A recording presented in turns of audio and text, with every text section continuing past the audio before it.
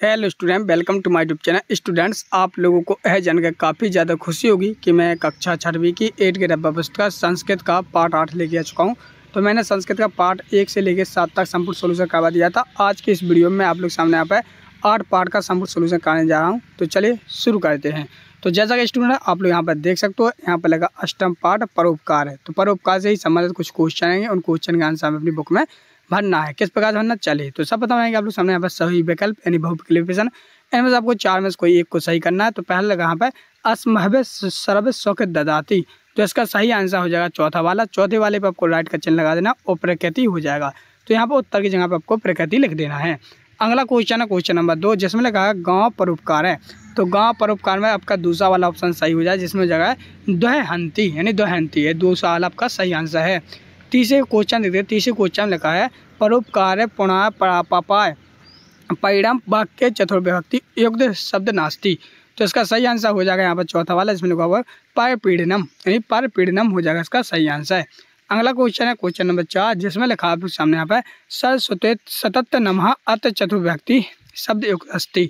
तो इसका सही आंसर हो जाएगा तीसरे वाले पे लिखना आपको सरस्वती यानी सरस्वती आपका राइट ऑप्शन हो जाएगा और यहाँ पर उत्तर में लिख देना है।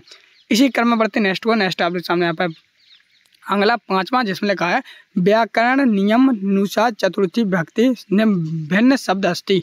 तो इसका सही आंसर हो जाएगा हमारा तीसरा वाला, जिसमें लिखा है सुरेशम। तो इस प्रकार से स्टूडेंट क्वेश्चन नंबर 1 से क्वेश्चन नंबर 5 तक आपके सही विकल्प पूरी तरह से कंप्लीट हो गए हैं। हम करेंगे क्या, रिक्त स्थानों की पूर्ति। चलिए तो यहाँ पर लिखा रिक्त स्थान। तो रिक्त स्थान में आप लोग सामने आपको कुछ शब्द दिए हैं, इन्हीं शब्दों में हमको इसमें ढूंढ के भरना है। तो पहले लिखा है यहाँ पर केते शब्द योगन, तो इसमें आ जाएगा आपका षष्ठी विभक्ति। क्या आ जाएगा, षष्ठी विभक्ति। इसमें आपको षष्ठी विभक्ति लिख देना है। 7वें वाले में आपको लिखना है सर्व कार्यस्य, मतलब कि जे वाला आपको यहाँ पर भर देना है। वो 8वें भरना आपको गुरुदेव यानी गुरुवे नमः, तो ये वाला गुरुवे भर देंगे। अगला आपके सामने यहाँ पर क्वेश्चन नंबर 9, जिसमें अध्ययन ज्ञानम भक्ति, तो यहाँ पर ज्ञानम भर देना है। 10वां लिखा है राष्ट्रीय देशभक्ति भक्ति, यहाँ पर देशभक्ति आ जाएगा। तो इस प्रकार से आपके सामने यहाँ पर रिक्त स्थानों की पूरी तरह से कंप्लीट हो जाती है। चलिए हम करेंगे एक पद में उत्तर, मतलब एक पद में रहते हैं एक शब्द में उत्तर।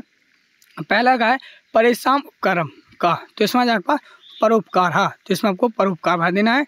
वह 12वें लिखा वृक्ष परोपकार कानी अछंती, तो यानी जो वृक्ष होते हैं वो हम ऊपर किस प्रकार उपकार करते हैं, तो फलानी यानी फल देगा, तो यहाँ पर आपको फलानी लिख देना है। फिर लगा 13वां भोजनम कस्मे भक्ति यानी भोजनम, तो इसमें लगा आपको स्वस्थ आलाभ है, तो ये भर देना है।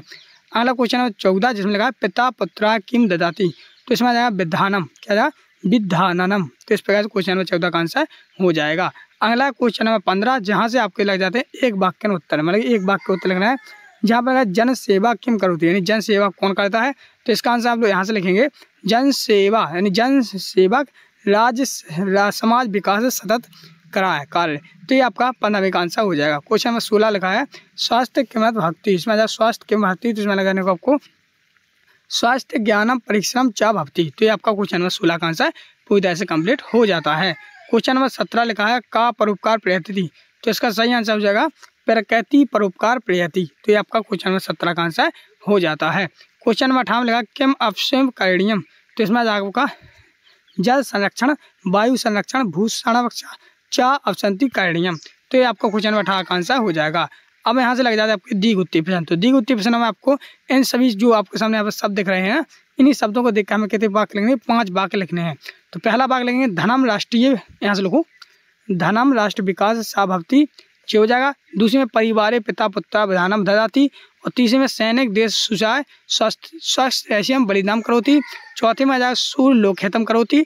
5वें आ जाएगा माता सर्वेक्ष भोजनम पचती। तो क्वेश्चन 19 का आंसर हो जाएगा। ये 5 वाक्य आपको वीडियो को रोककर लिख लेना है। अगला क्वेश्चन है 20, जिसमें निम्नलिखित शब्दों के चतुर्थी विभक्ति लिखिए, तो इन सभी के चतुर्थी विभक्ति लिखनी है। तो कैसे लेंगे, देखो विकास का लिखना आपको विकासाय विकास भ्यम और विकास भे। परिश्रम का लिखना परिश्रमाय परिश्रम भ्यम परिश्रमे भे। पुत्र का लिखना पुत्राय पुत्राभम पुत्र भे। लता का लिखना लताय लताभम लते भय। और स्वच्छा का स्वच्छाय स्वच्छाभम स्वच्छ भे। वसुधा का वसुधा वसुधम वसुधे। तो इस प्रकार से आप लोग सामने यहाँ पर कक्षा 6वीं की 8 के डब्बा पुस्तक का संस्कृत का 8 पार्ट पूरी तरह से कंप्लीट कर दिया है मैंने।